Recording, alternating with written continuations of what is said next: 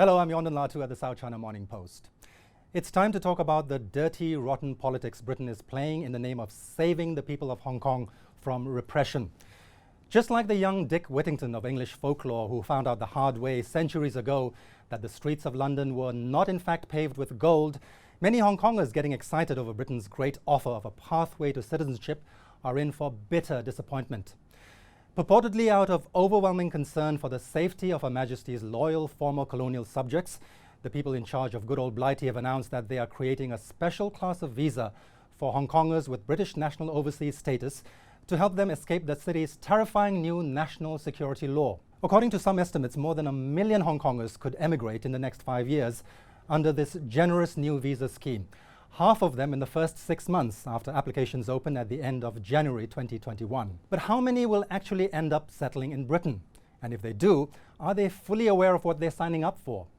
Because as magnanimous and warm as the offer sounds, the cold, hard reality behind it is that life in Britain looks harsh enough to make all that alleged suffering in Hong Kong feel like a picnic in the park. Unemployment in Britain is at its highest in more than 3 years, with nearly 3 million people claiming out-of-work benefits in September.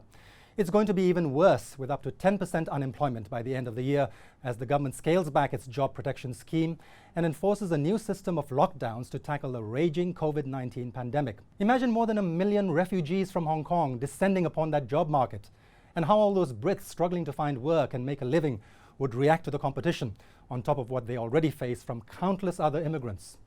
The new immigrants from Hong Kong will not qualify for welfare payments and must be able to support themselves financially for at least 6 months. And after that, they will have to be self-sufficient for up to 7 years before they can become citizens. Immigration consultants expect mostly unskilled youngsters and those trying to escape prosecution for protest-related crimes to take up the citizenship offer. Not the usually sought-after professionals who would much rather move to other Western countries with better prospects and quality of life than Britain. It's not just about the money. Hong Kongers will be moving from one of the safest cities in the world in terms of COVID-19 containment to a country that has only its own shambolic response to blame for more than 870,000 infections and 45,000 deaths. And let's not ignore the racist attacks against Asians, especially Chinese-looking people being blamed for the plague. The best of British luck explaining to some lout on the street spitting at you or punching you in the face and telling you to take your disease back to your country that you're actually from Hong Kong and share his anti-China sentiment. Anti-immigration is real. That's what Brexit is all about, remember. And there's a whole new world of pain coming to Britain the way they're going about mucking that one up. Oh, and all the perks of living in Hong Kong that we take for granted. Low taxes, low crime rate, high quality and efficiency of services, convenient public transport system, better funded and more accessible healthcare. You can kiss all of them goodbye.